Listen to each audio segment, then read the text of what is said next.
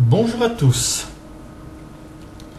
Alors, c'est encore un article de Colette Ladu, vous savez comment elle nous dit. J'ai 89 ans et je réfléchis. Alors, je vous donne ces numéros de téléphone, ça lui fera plaisir si vous l'appelez. 09 54 77 81 88. Son portable 06 23 27 06 17. Bien, alors le titre là, alors il va y avoir deux titres parce que c'est vrai qu'elle est prodigue. Donc le premier c'est Voix intérieure, clé de l'imagination.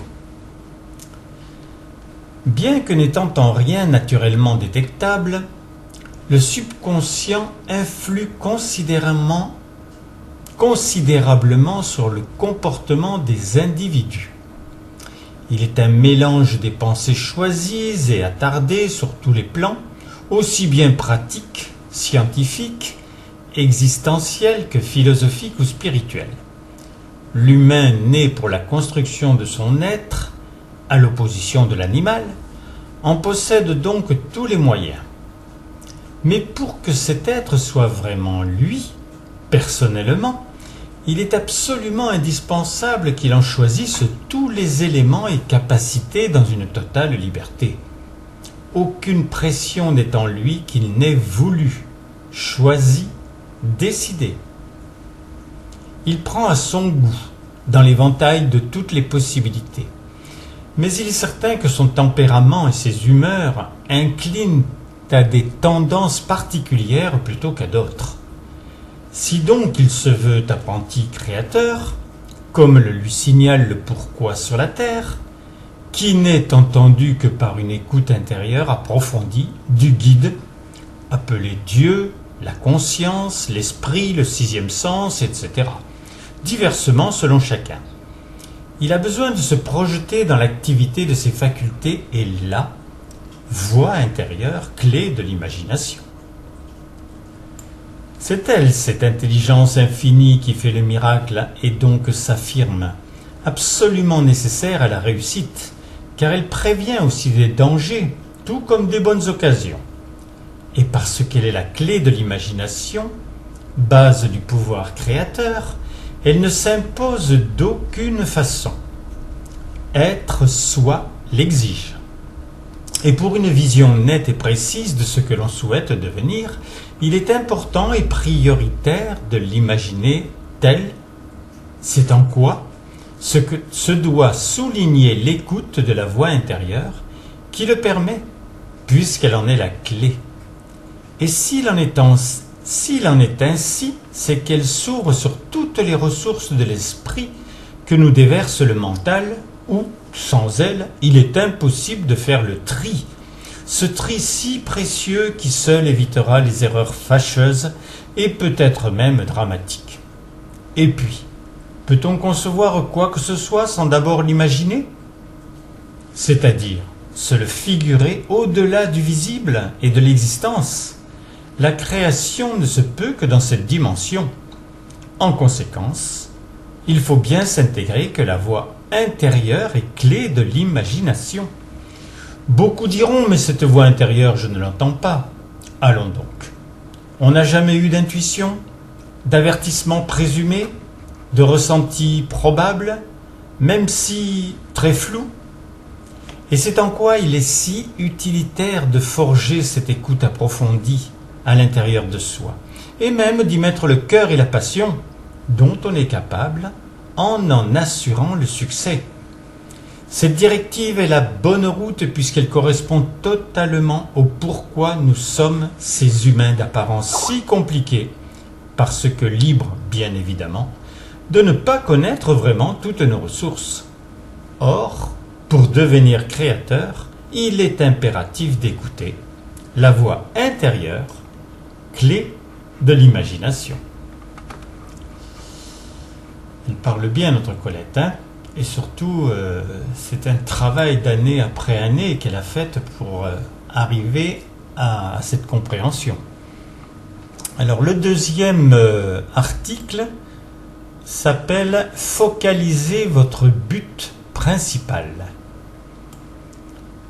Sur Terre, nous sommes créateurs de l'esprit dont le but est de nous faire devenir à l'image de la source responsable de cette création, dixit la Genèse. Or, l'on devient ce que l'on entretient le plus en nos pensées, ce à quoi nous nous sommes voués. Autant dire le résultat de ce qui nous préoccupe à fond.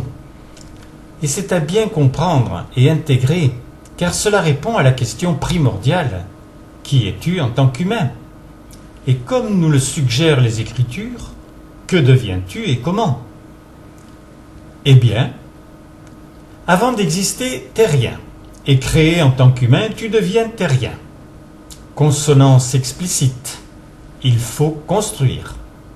Avec l'esprit qui t'habite, tes pensées, il va falloir nourrir une obsession massive et intense avec celle dont tu as fait choix et aller jusqu'à la certitude de l'obtention du but, car le simple espoir n'assure rien du tout.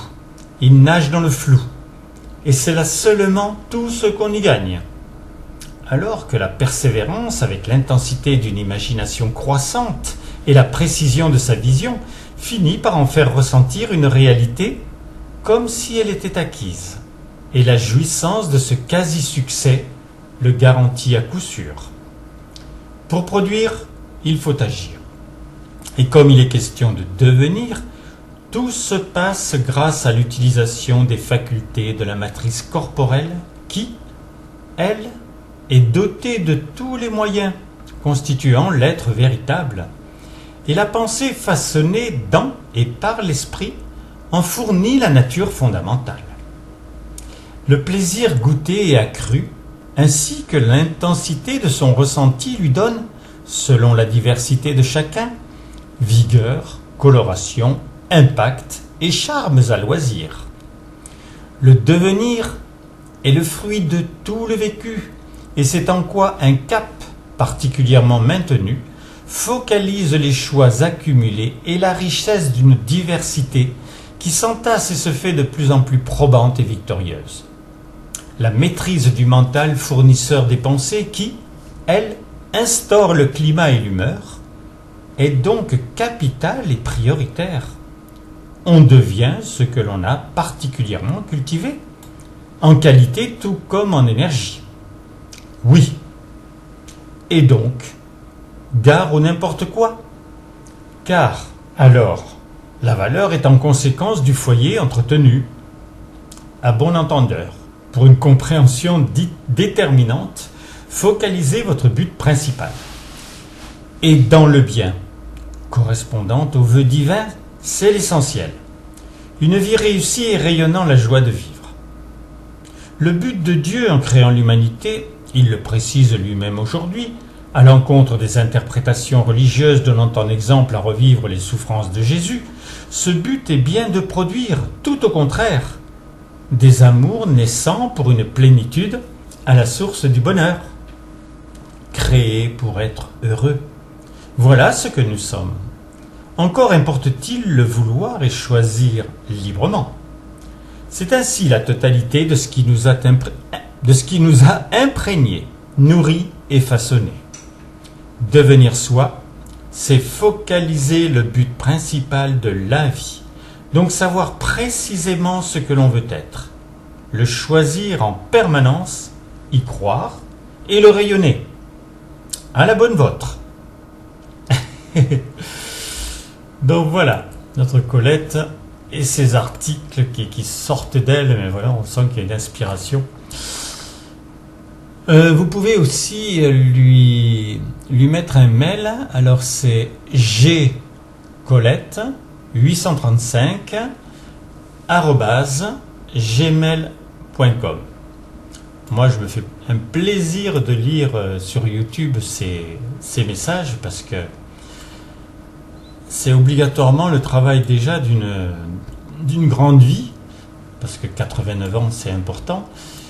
Et puis surtout le passage à travers comme tout le monde, à travers des épreuves qu'on ne comprenait pas pourquoi elles nous arrivaient. Voilà, à très bientôt pour d'autres articles. de notre Colette.